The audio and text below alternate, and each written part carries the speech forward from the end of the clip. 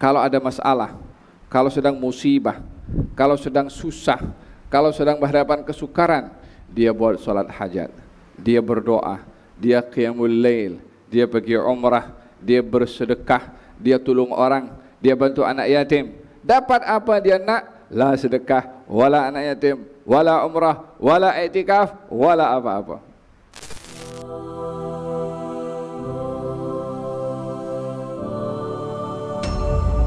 Dalam hal doa, ada orang berdoa dengan mengharapkan dengan doa saya akan diberi pemberian. Dengan begitu, dia meletakkan ketergantungannya untuk mendapat apa yang ia inginkan melalui doanya. Ada orang yang berdoa kepada Allah tidak meletakkan ketergantungan pada doa, tetapi untuk menunjukkan saya ini hamba kepada Engkau ya Allah. Saya tak punya apa-apa, Engkau punya segala-galanya. Perbezaan dalam hal ini tentang hal doa terhadap orang yang beriman yang meletakkan ketergantungan pada doa sebagai sebab untuk mendapat apa yang ia inginkan. Ketika dia tidak dapat, dia kata Tuhan tidak kabulkan doa saya. Apa sebab mengatakan demikian? Sebab dia telah meletakkan dengan doa saya dapat apa yang saya minta. Ketika tidak dapat apa yang diminta setelah dia berdoa, dia mengatakan Tuhan tidak kabulkan doa saya. Atau dia tidak mengatakan demikian, takut kurang ajar kepada Allah, tapi dalam hatinya tidak terima. Kenapa tidak dikabulkan saya punya doa? Kenapa masih begini? Kenapa besar? Hal seperti ini adalah orang yang menjadikan doa tempat dia bergantung. Adakah itu tidak elok? Elok karena sebagai sebab, tapi tidak lebih baik daripada yang kedua. Apa yang kedua? Orang berdoa hanya untuk menunjukkan saya ini hamba, saya ini tidak punya apa-apa. Ketika berdoa dikasih atau tidak, dipenuhi atau tidak, dia tidak meletakkan ketergantungannya pada doa, sehingga bagi dia saat berdoa diberi atau tidak diberi sama. Tidak menambahkan dengan doa ketika diberi dia bahagia dan gembira, tidak menambahkan ketika tidak diberi makin sedih dan juga putus asa. Bagi yang kedua, ini level orang-orang yang beriman yang untuk menunjukkan rasa miskinnya kepada Allah ketika berdoa.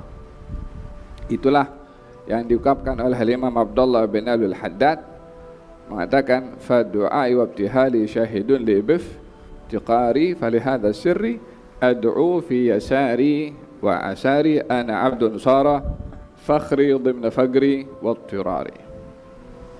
Kata Imam Abdullah bin Al-Haddad mengatakan fa du'ai wa ibtihali, doa saya ya Allah, rayuan saya ya Allah, syahidun li, hanya bukti, tanda, label, biftiqari, kalau saya perlu, kalau saya miskin, kalau saya tak punya apa-apa. Maksudnya untuk menunjukkan yang kaya engkau, yang punya engkau. Saya tak punya apa-apa, walaupun ada ilmu, walaupun ada kemahiran, walaupun ada skill, walaupun punya banyak orang, walaupun banyak pengikut, walaupun banyak staff, walaupun banyak saham, walaupun banyak pegang share, masih syahidun li biftiqari, saya tak punya apa-apa, yang punya segala-galanya hanya engkau. Walaupun hamba tadi punya macam-macam. Syahidun li biftiqari falihada sirri ad'u, dengan saya merasa tak punya apa-apa, saya tunjukkan kepada engkau kalau yang punya segala-galanya adalah engkau, yang tak punya segala-galanya saya. Kalimat ini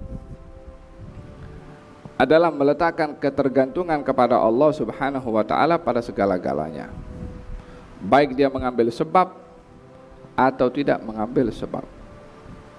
Fa du'ai wa ibtihali syahidun li biftiqari fa li hadha sirri ad'u, dengan dasar saya ini tak punya apa-apa, saya tunjukkan kepada engkau dengan berdoa, bergantung kepada engkau. Syahidun li iftiqar fa hal as-siradu fi yasari wa asari. Saya berdoa kepada engkau dalam keadaan saya senang atau dalam keadaan saya susah. Tanda orang yang dia meletakkan ketergantungannya kepada Allah, berdoanya bukan ketika susah saja, tapi ketika senang, sama situasinya dan keadaannya serta sikapnya kepada Allah dalam doa. Tapi level orang-orang beriman yang biasa akan berdoa kalau dia perlu, kalau ada masalah, kalau sedang musibah, kalau sedang susah, kalau sedang berhadapan kesukaran, dia buat salat hajat, dia berdoa, dia qiyamul lail, dia pergi umrah, dia bersedekah, dia tolong orang, dia bantu anak yatim. Dapat apa dia nak? La sedekah, wala anak yatim, wala umrah, wala i'tikaf, wala apa-apa. Apa sebabnya? Sebab meletakkan ketergantungan untuk dapat apa yang ia inginkan dengan amalan-amalan tadi. Sekali lagi, bukan tidak elok, tapi tidak setinggi level orang-orang beriman yang meletakkan ketergantungannya hanya kepada Allah Subhanahu wa taala. Tidak ada beza bagi dia dalam doa saat ia senang atau dalam keadaan susah, saat ia sehat atau dalam keadaan sakit. Bagi orang-orang yang ketergantungannya kepada Allah, doanya pada waktu sehat tidak berbeza dengan doanya ketika dia sakit.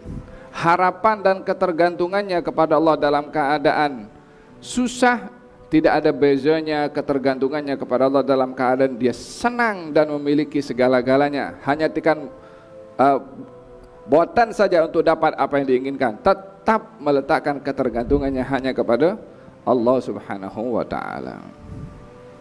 Ada level orang-orang yang beriman kepada Allah Subhanahu wa taala, sehingga sebab adalah undang-undang yang ditetapkan oleh Allah untuk manusia, bukan untuk Allah. Allah tidak tertakluk dengan sebab. Allah tidak dibatasi dengan sebab. Allah tidak diikat dengan sebab. Dia Tuhan, boleh berbuat apa saja dengan sebab, tanpa sebab. Tidak ada yang menghalang Allah untuk berbuat. Allah boleh beri rezeki kepada orang yang kerja dan orang yang tak kerja. Allah boleh bagi sehat kepada orang yang sakit dengan berubat atau orang sakit yang tidak berubat. Tidak ada mengatakan Allah akan bagi sehat kalau kamu berubat. Undang-undang mengambil sebab itu manusia punya undang-undang, bukan undang-undang Tuhan. Tuhan tidak dibatasi dengan sebab. Kalau begitu manusia bolehkah mengatakan kalau begitu tak apa kita mengambil sebab? Karena Tuhan boleh beri tanpa sebab. Kalau dia mengatakan demikian, dia sudah melangkahi kedudukannya sebagai hamba untuk menjadikan dirinya sebagai Tuhan. Itu sebab undang-undang untuk kamu, bukan untuk dia Subhanahu wa ta'ala. Tunaikan sebab dan undang-undang yang Allah jadikan untuk kamu sebagai hamba, dan jangan turut campur dengan undang-undang yang ditetapkan oleh Allah untuk dirinya yang maha kuasa. Ambil sebab, tapi jangan bergantung kepada sebab. Itu arti daripada at-tawakal. Apa itu tawakal artinya? Tawakal itu artinya mengambil sebab, tapi meletakkan ketergantungan kepada yang menjadikan sebab. Itu tawakal. Mengambil sebab, meletakkan ketergantungan untuk dapat apa yang diinginkan kepada yang menjadikan sebab, bukan kepada sebab. Apa contohnya? Tadi saya sebutkan tadi, kalau orang itu ingin dapat sehat daripada sakit, dia mengambil sebab, tapi tak kunjung tiba sehatnya, maka dia mengatakan, Allah belum lagi bagi kepadaku.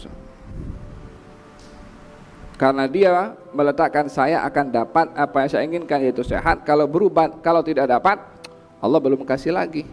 Dia tidak mengatakan bahwasanya Allah Subhanahu wa ta'ala itu boleh memberi tanpa sebab atau dengan sebab.